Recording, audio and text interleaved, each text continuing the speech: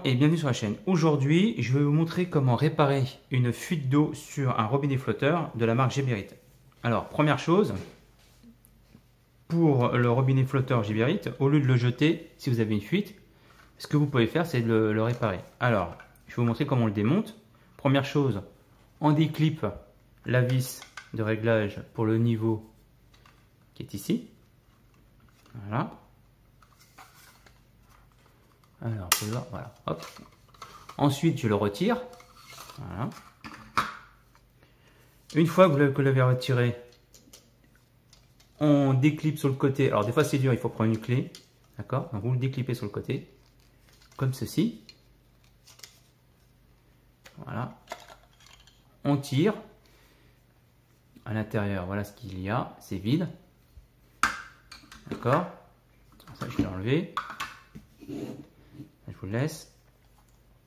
Et là, vous avez une petite membrane que vous pouvez changer. Mais bien souvent, vous n'êtes pas obligé de la changer. Elle est tout simplement, comment dire, remplie de calcaire. Ce qu'il faut, c'est la nettoyer. D'accord? Alors, ce que vous pouvez faire, c'est la nettoyer avec un petit peu de vinaigre. Et après, vous la rincez et vous la remettez. D'accord? Donc ensuite, pour la remettre, voilà. D'accord? Et si la pièce est ici et cassée, vous pouvez la changer. Ça, par exemple, là, je vais vous montrer. On va faire ça. Petite démo, hein, je vous montre. Tac. Moi, j'en ai de côté. Alors, bah, tant pis. Hop, je coupe.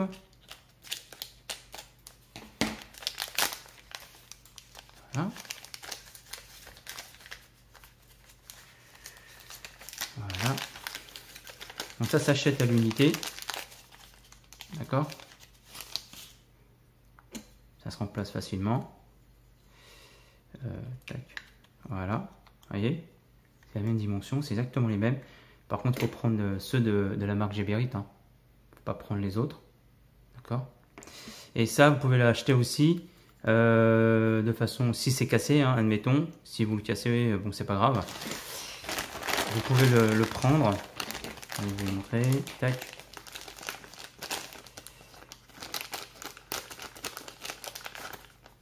J'ai pas de chance, j'ai les ciseaux qui coupent pas. Bon, c'est pas grave. Hop. Allez. Et par contre, si vous prenez directement la pièce, et ben là, la membrane est déjà dessus. D'accord? Voilà. Je vais vous montrer. Tiens, je vais pas remettre le même. Comme ça, vous verrez que c'est exactement la même chose. Il faut que ce soit absolument de la marque Geberit. Donc alors, je le remets en place. Comme ça, un quart de tour sur le côté. Je remets le niveau. Je reclipe. Après, tout ça, c'est que du clipsage. Voilà. C'est tout simple. D'accord? Le robinet, ça y est, il est réparé. Il n'y a plus de fuite. Mais avant d'en acheter un autre, regardez s'il n'est pas endommagé. Donc vous le nettoyez, hein, vous enlevez le calcaire avec soit en le frottant à l'eau chaude, ou à l'eau froide, peu importe. Et s'il y a beaucoup de calcaire, bah, vous le faites tremper pas longtemps dans le vinaigre, vous le rincez, puis après vous le remettez en place. Et si ça ne va pas, bah, vous pouvez les acheter à l'unité. D'accord? Donc voilà, ensuite, alors, si vous voulez changer ça, et admettons que vous avez un robinet, enfin une chasse d'eau suspendue, ce que vous pouvez faire, si vous achetez ce modèle, je crois que c'est vendu aussi avec un autre truc. Alors vous pouvez retirer ça, d'accord? Dans les boîtes, alors moi je ne l'ai pas, dans les boîtes vous avez des modèles où dessus on peut mettre du multicouche et du PER, d'accord? Mais là moi je l'ai pas, donc je peux pas vous le montrer, dommage. Mais en tout cas ça se retire, d'accord? Et l'embout se change, d'accord? Voilà. Alors ça, c'est un flexible qui est vendu aussi, que vous pouvez trouver aussi séparément, d'accord? Donc ça, souvent ça se trouve dans des toilettes suspendues, d'accord? Voilà. Ben, même chose, hein, c'est tout simple. Hop, vous l'intégrez là-dedans, voire visser. Et voilà. Et il est spécialement équipé pour les toilettes suspendues dans les réservoirs. D'accord? Donc voilà. Ensuite, il y a un autre endroit où ça peut fuir. Donc, c'est ici, là, à ce niveau-là. Ici, il y a un joint. Voilà, ici, ça sera mieux. Il y a un joint. Je vais vous montrer comment le retirer. Bon, de toute façon, c'est tout simple, hein. Je vous montre ça tout de suite. Vous allez voir. Vous allez voir ça tout de suite.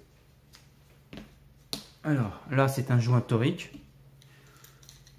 Hop. Un petit embout plat.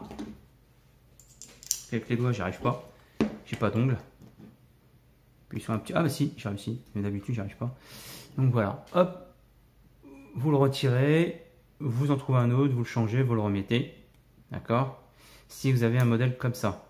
D'accord. C'est flexible. Voilà. Pour les toilettes et les réservoirs des toilettes suspendues. Là, je le remets là-dessus. Et je vais vous montrer sur l'autre comment ça se passe. Voilà, alors là, on le démonte. Enfin, on n'est pas obligé de démonter, mais voilà, je vous montre. Donc ça, vous pouvez le retirer, d'accord. Souvent, il y a du tartre dedans. Pareil, ici, alors par contre, je vais avoir besoin. Vous pouvez retirer le joint torique. Là, on est carrément dans les entrailles du robinet flotteur. Donc voilà, là vous le retirez, vous le nettoyez au vinaigre blanc, d'accord. Si vraiment il est trop endommagé, ben, vous le changez.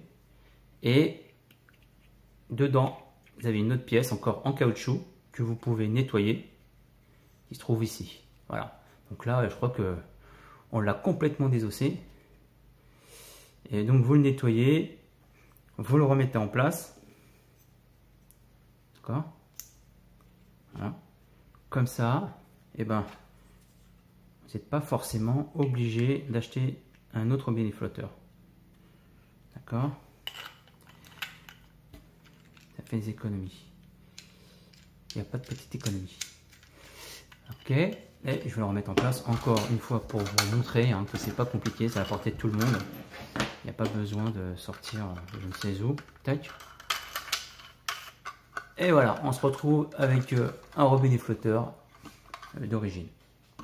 Bon écoutez, j'espère que cette vidéo vous aura plu. Et puis moi, je vous dis à bientôt pour une prochaine vidéo. Allez, au revoir.